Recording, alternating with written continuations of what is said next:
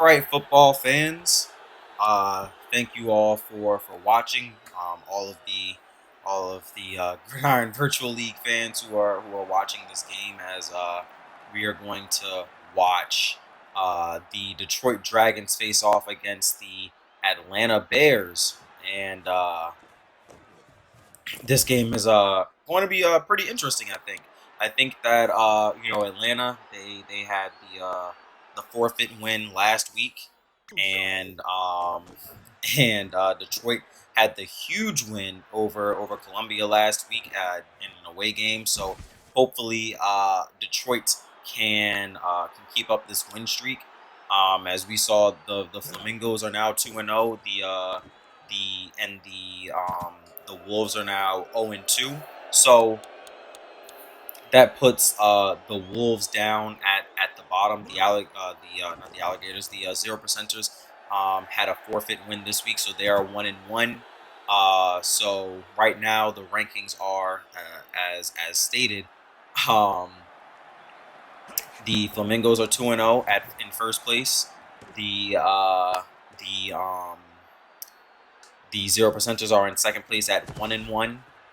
And the Wolves are in third place at 0-2, and the Alligators in fourth place at 0-2 as well.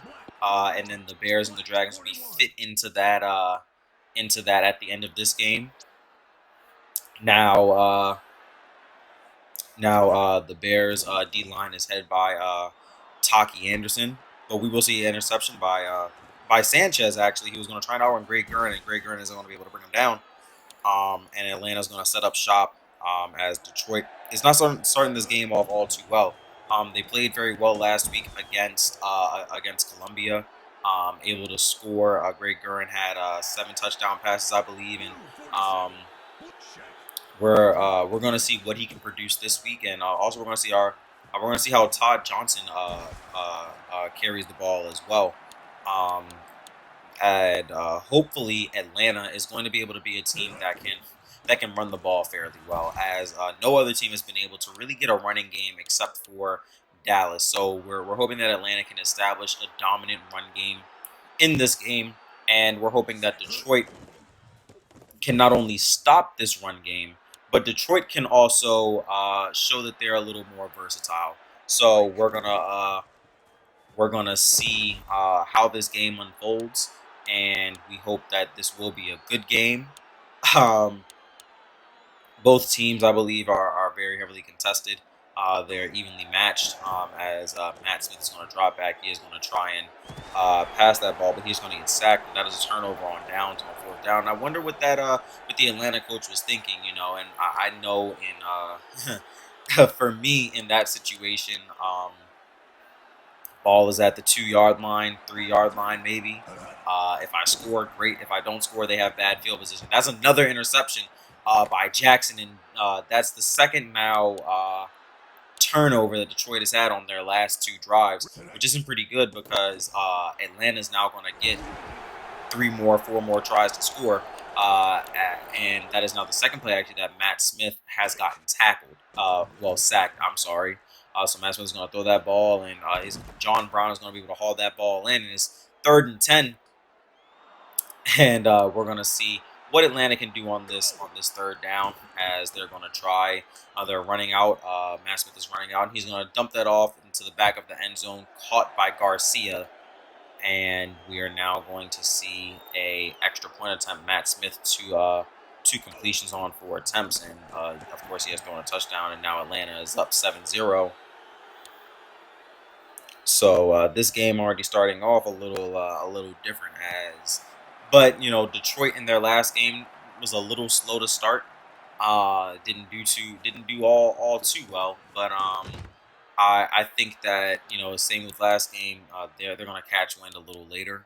Uh, so when they played Columbia, they won. If you remember, it was a blowout by double digits. As we're gonna see that screen pass that they love throwing, and Jonathan Freeman is gonna be able to dodge some tackles and get out of a few tackles by getting some key blocks. As Detroit's O line is really gonna show up and show out, as well as their tight ends and receivers. So all of them are doing pretty well on the blocking. And we are going to see Thompson bat that ball away as he didn't want Wade Wilson to get any of that. But let's hope Detroit doesn't turn this ball over again.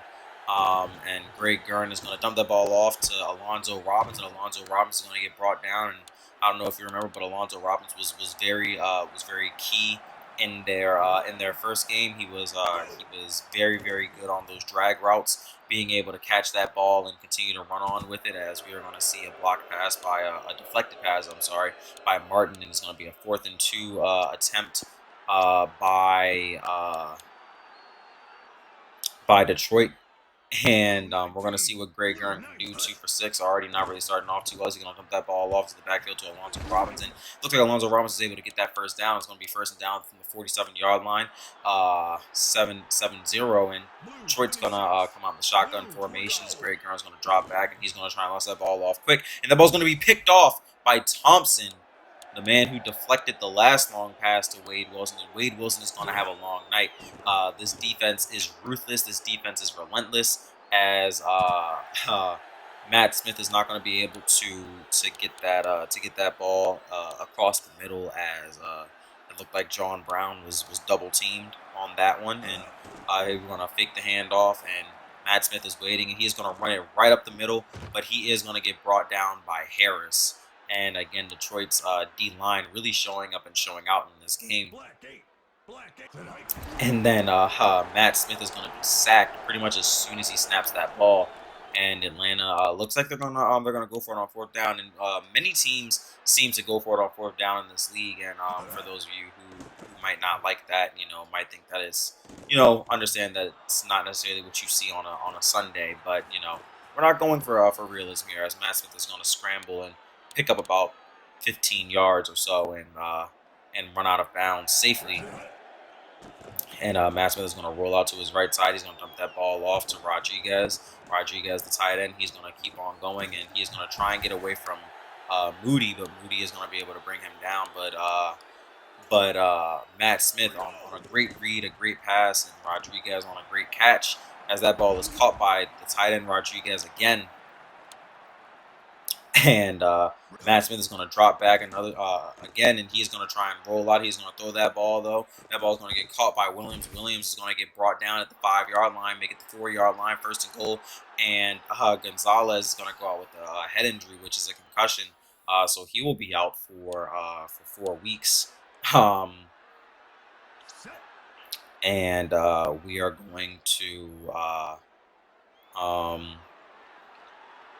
hope that all of these teams that have injuries, there have been plenty of teams as Mathis is going to run. Mathis is going to score the first rushing touchdown by a quarterback of not only the season but the history of the league. Matt Smith on that rushing touchdown, as Yazzie Lewis is going to come out there and kick that ball in for the extra point attempt. And the game is now 14-0. Atlanta up, and there's a few ways why, a few reasons why I think this game isn't really going the way I thought it would go. I thought that Detroit would come out all firing on all cylinders, but it looks like Detroit is going to have to make some better decisions in the passing game, but sticking with what works for them is also good. We noticed in the first game, and we've noticed so far in this game, that throwing that screen pass to Jonathan Freeman is a great way to pick up some yards. As White is going to catch that ball, but he's going to be brought down immediately. As it looks like Atlanta's secondary is very fast. So the hope is that and right there, Jonathan Freeman is going to catch that ball, no one around him, and that's it right there. Creating, getting out into open space, being able to catch that ball, and being able to run for a few yards, and that's where Jonathan Freeman excels. 2 receptions on 39 yards already, and he had 100+ receiving yards in the last game, 17 rush yards, but he had 100+ receiving yards. As Freeman is going to make 2 men miss, and he is going to try and make a 3rd miss, but he is not able to. But that's what Detroit needs to focus on. If I'm Detroit, I need to focus on screen passes. And if I'm not screen passing, I need to focus on getting that ball to number 25 and making things difficult. Now, and here's and this is also where Detroit is going to have to make some adjustments at too, as we saw right there that that line shifted, and when that line shifted, Detroit should have been making some autoballs. Should have been, especially after they noticed 2 plays in a row. They were pressured by Taki Anderson, as Taki Anderson's going to try and pressure them right there. But and that right there, a quick pass, and that's going to stop that pass rush. A quick pass followed by a bad defensive play. Wade Wilson open for a touchdown, and that's all that they needed. So now the game is 14-7, and now the game is brought within 1 score. If I'm Detroit, I'm kicking this ball down the field, and I am shutting down the scrambling. I am shutting down Todd Johnson, and I am making sure John Brown is locked down. Rodriguez, the tight end, he can catch those short passes. That's fine. You can catch those short passes all day, but we're not allowing any long bombs. So that's what I think that they need to focus on. As Matt Smith is brought down, sacked, 6-yard sack on that one, and that ball's going to get tossed to Todd Johnson. Todd Johnson's going to run off to the left side. He's going to try and get away from Waters, and Waters is going to bring him down. And so Atlanta quickly selected a play, ready to get out there, as we're going to see Detroit come out in 5-3, and we're going to see another carry by Todd Johnson. Todd Johnson's going to try and make a man miss, and Moody is there on the tackle. And while Todd Johnson has been carrying the ball quite a bit, he does not show any signs of stopping. He looks very healthy and very ready. 8 carries on 45 yards, bringing it out to the left side, and he's gonna try and beat out Waters. And Waters just stops, and Johnson is gonna try and get that touchdown, but he is gonna get brought down, and Johnson is performing very well. He already has the more rush yards than any other team besides the Flamingos. Is Todd Johnson to get that ball and get brought down by Kelvin Morgan. And in Detroit, this is what Detroit needs to stop. They need to figure out how they're going to stop running backs, and that's going to be something that they're really going to have to worry about come week 4 when they finally have to play the Flamingos. The Flamingos are a very relentless team. The Flamingos are a team that will run the ball on you, as Williams is going to catch that and haul that in and bring it in for a touchdown, making the game 20-7, hopefully 21-7. But this is not how Detroit probably saw their evening going.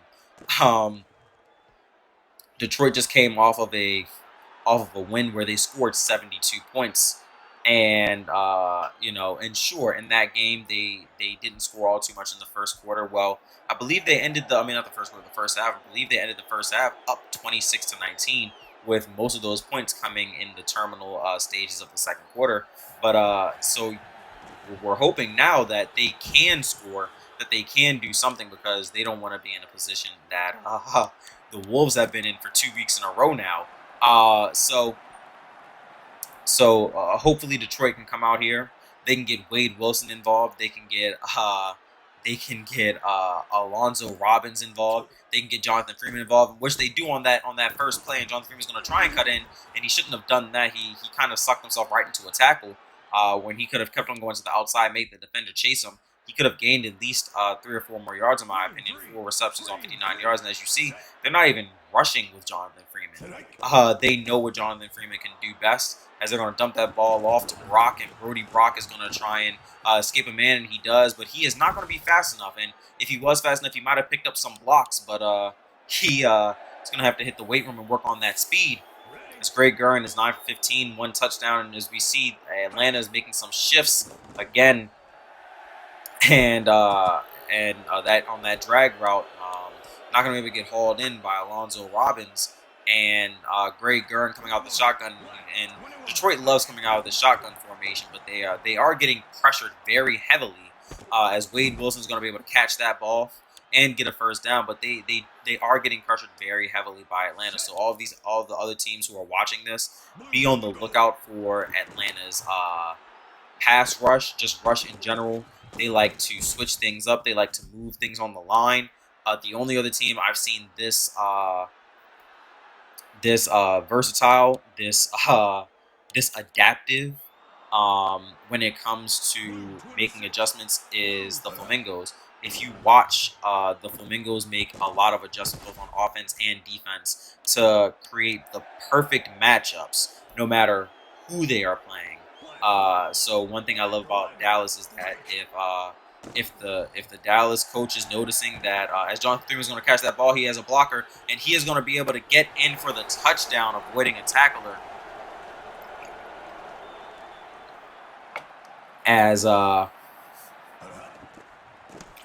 Jonathan Freeman is right there to help his team out, and now Detroit has 14 points, so they're only down by one score again, which is good. That's very good. They're back in it off after a awfully short kick to John Brown.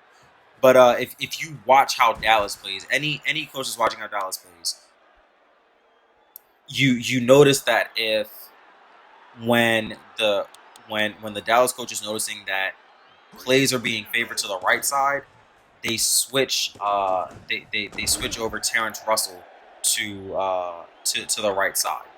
If the players are favoring the left side, they're going to switch Terrence Russell to the left side. They want Terrence Russell to create pressure on the quarterback no matter what angle he is throwing from. And that's one thing I love about Dallas's team. One thing I love about their coaching, and the Bears. The Bears coach is doing the same thing here. He might not be switching, but he is shifting that line from left to right. As we're going to see Todd Johnson make a man miss, and he's going to try and make some more men miss, but he is going to get brought down, but not after a big carry like that. And this is very interesting here. You know, Atlanta, 8 minutes left. They're going to try and throw a Hail Mary pass, it looks like, and Detroit is going to hopefully try to stop it. So Matt Smith is going to drop back, and he is going to throw that ball. He launches it off, and that ball is intercepted. Intercepted by Waters.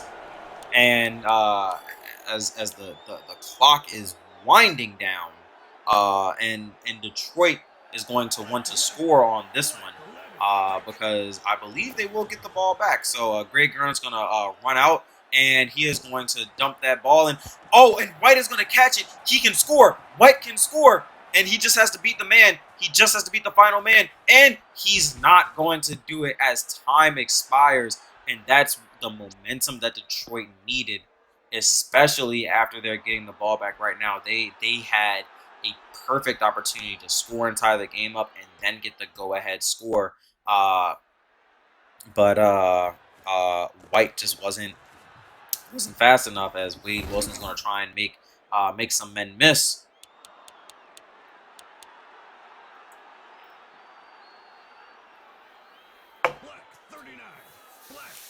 And we're going to see Atlanta at the very opening make some shifts.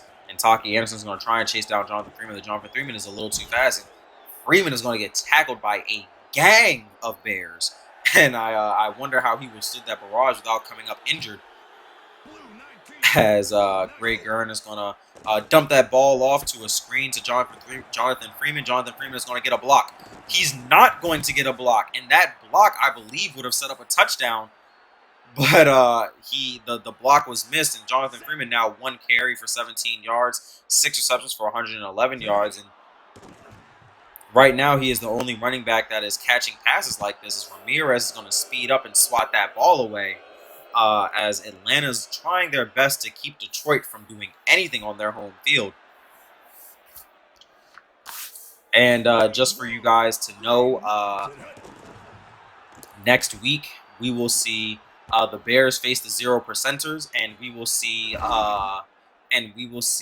the Wolves play the Flamingos again, as Detroit is going to get a bye via a Arizona Gators forfeit. And Freeman is going to get caught up behind one of his own men and get brought down by two Bears defenders, and Detroit is going to try and tie this game up right about now. As we see Atlanta still making shifts, but that O line for Detroit is and that ball is picked off by Moore, the D lineman. Gurn not playing like himself today, already throwing I believe 3 or 4 interceptions. As Matt Smith also didn't make that the best of a decision just there as well. 7 for 12, I'm sorry, as Matt Smith is rolling out. He's going to launch that ball off to a wide open man in Rodriguez. Rodriguez, the tight end, is going to try and beat that defender, and he does. Number 20 misses, and Atlanta is now up 27-14 as Yazi Lewis is going to kick that ball up and in to make it 28-14. And we can only hope that Detroit scores on this drive to get this game back within 1 score. Detroit is going to have to figure something out as Wade Wilson is going to try and do something on a return. He was able to return, I believe, 1 or 2 kicks for touchdowns, but it looks like Atlanta watched some film and is not going to let that happen, as Wade Wilson has not been able to produce any good returns all game. Gridiron is going to drop back. It looks like he is going to dump that ball off to Alonzo Robbins. Alonzo Robbins is going to get a block, and he's going to get another block. And it looked Wade Wilson blocking 3 times, but after a certain point, he couldn't keep on holding those blocks. And Alonzo Robbins is a little winded, a little gassed right about now. But this Detroit team is playing extremely. I wouldn't say extremely well, but they are playing pretty good. There's a few things that they need to fix. Atlanta is playing better. They are getting lucky on some plays, but they are overall playing better right now. But again, for Detroit, this is what you have to do. If you're Detroit, you need to, and that's another interception, and that has to be the 4th or 5th interception that Detroit has thrown. But if I'm Detroit, especially after this game, I'm watching who I'm throwing to. I am understanding my personnel, and it's hard for this match because the Detroit team had no film to go off of for Atlanta. They were the first team to play Atlanta, as Gilbert is going to go out with a shoulder injury, and that's crushing as Kerry Lamb, the standout linebacker, went out last week, I believe. I'm pretty sure Kerry Lamb went out last week. I'm pretty sure there was another linebacker for Detroit that had to go out. And we're going to see. Hopefully that we're going to hope that Detroit can keep their linemen intact. As Johnson's going to spin out of a tackle, stop, and then try and get away from Waters, but he's not going to be able to. But if I'm Detroit, on offense, I'm making better passes. And sure, they were the first team to play this Bears team, and that ball is not going to be caught, but that was a catchable pass. But if I'm Detroit, I'm making sure I make better pass reads. And just like that, that ball was intercepted again. And it's too many interceptions, too many turnovers. And losing the turnover battle is not going to help your chances of winning. But Gridiron is gonna get this ball. And I'm sorry, I thought that was Detroit that threw that interception. It was actually Atlanta that threw that interception. But Gridiron is 18 for 29. He has thrown 2 touchdown passes. But again, for Detroit, they really need to focus on making better pass reads. They did great against Columbia, but they have never seen this Atlanta defense, and this Atlanta defense is very shut down. Their offense, not much to write home about, but their defense is very swift, very quick to get to the point of attack. Their pursuit angles are fairly good, but this defense is quick. They are equipped to stop anyone who is too fast and too aggressive. And in Detroit, they need to work on their pass reads. And they need to make sure that they continue to play the short ball. When they throw short, they have more success. I've noticed when they throw long, they don't always have the best success, but throwing short gives them the most success. And right there, just threw it right into traffic. It's just making better reads. It's making better reads. Picking up some key O linemen, and then starting to run the ball, because once they can block a little better, then they can probably run that ball a little more. But that is going to be caught by John Brown for a touchdown, as the defender peeled off. 34 to 14. John Brown three receptions, and I believe that was 34 yards. So now the game is 35-14, as the Bears have started to well, they're up by 21, so they're up by 3 scores, and reaching the terminal stages of the third quarter. There's about 10 minutes left in this game, and Wade Wilson's going to try and get away, but Keanu White is going to be able to bring him down. And the Bears, if I'm the Bears, what I need to work on is distribution and more varied schemes. I need to make sure that I get a better defensive line. The line is good, but they haven't struggling with getting off the block. Even for a pretty bad line, as Gridiron's going to drop that ball off to Jonathan Freeman. Jonathan Freeman is going to try and do something with it. He's not going to be able to. So that's what I'm going to do if I'm Atlanta. If I'm Atlanta, I'm going to make sure that I'm going to keep on doing what I'm doing on defense. Defense is doing great on offense. It looks like they try to move that quarterback once the pocket breaks down. So Alonzo Robinson is going to try and move that away, but move it forward. But he is going to get brought down. But if I'm Atlanta, my defense is shut down on offense. I need to make sure that I'm making smart plays with my quarterback. I need to make sure that I am making smart running plays, which they have thus far today. If I'm pretty sure, I mean, if I'm certain, they have pretty much. And then I need to make sure that I'm varying my passing. If I'm not mistaken, they've really only thrown the ball to John Brown and Rodriguez, the tight end. So